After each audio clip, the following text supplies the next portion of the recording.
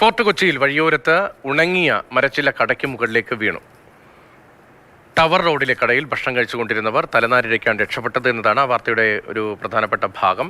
ഇതേ മരക്കൊമ്പുകൾ കടയ്ക്കും സമീപത്തെ സ്കൂളിനും ഭീഷണി ഉയർത്തുന്നുമുണ്ട്.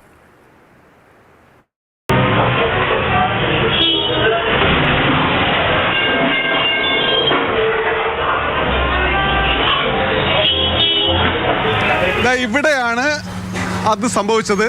ആളുകൾ ഭക്ഷണം കഴിച്ചുകൊണ്ടിരിക്കുകയായിരുന്നു. ആ സമയത്താണ് മുകളിൽ ഈ വലിയ മരം കാണുന്നില്ലേ, ഈ വലിയ മരത്തിൻ്റെ മുകളിലെ ചില്ല പൊട്ടി താഴെ വീണു. ഭാഗ്യത്തിന് ആർക്കും അപകടമൊന്നും സംഭവിച്ചില്ല, പരിക്കൊന്നും ഏറ്റിട്ടില്ല. പക്ഷേ ഇവിടെ വന്ന് നമ്മൾ നോക്കുമ്പോൾ ഇത് ഫോർട്ട് കൊച്ചിയിലെ ടവർ റോഡാണ്, വലിയ തിരക്കുള്ള സ്ഥലമാണ്.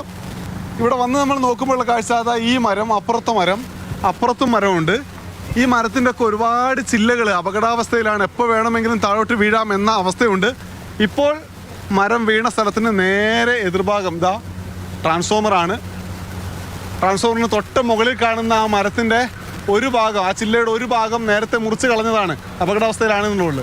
പക്ഷേ ഇതും അപകടത്തിൽ തന്നെയാണുള്ളത്. അത് നേരെ വന്ന് വീഴുക ഈ ട്രാൻസ്ഫോമറിൻ്റെ മുകളിലാണ്. വലിയ അപകടത്തിന് സാധ്യതയുണ്ട്. തൊട്ട് മുന്നിൽ ഇപ്പോൾ കാണുന്നത് ഡെൽറ്റ സ്റ്റഡി ഇംഗ്ലീഷ് മീഡിയം സ്കൂളാണ്.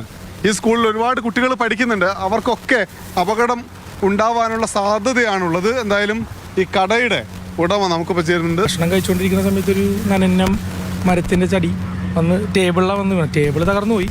പക്ഷേ ഭാഗ്യം കൊണ്ട് ആളുകളുടെ ദേഹത്ത് ഒന്നും വീണില്ല. ഇവിടെ ഒക്കെ ഒരുപാട് ചില്ലകളുണ്ട്, ഒരുപാട് മുറിച്ചതാണ്. കഴിഞ്ഞ കൊല്ലം വന്ന് മുറിച്ചതാണ്. പക്ഷെ എങ്കിൽ പോലും മുറിച്ച ഭാഗങ്ങളെല്ലാം പകുതിക്ക് വെച്ചിട്ട് പോയേക്കണായിരുന്നു. പക്ഷെ ഇതിന്റെ വലിയൊരു ചില്ലായിരുന്നു അത്. പക്ഷെ ആ ചില്ല മുറിച്ചത് ഇവിടെ നിന്ന് മുറിച്ചിട്ട് പോയി കളഞ്ഞു.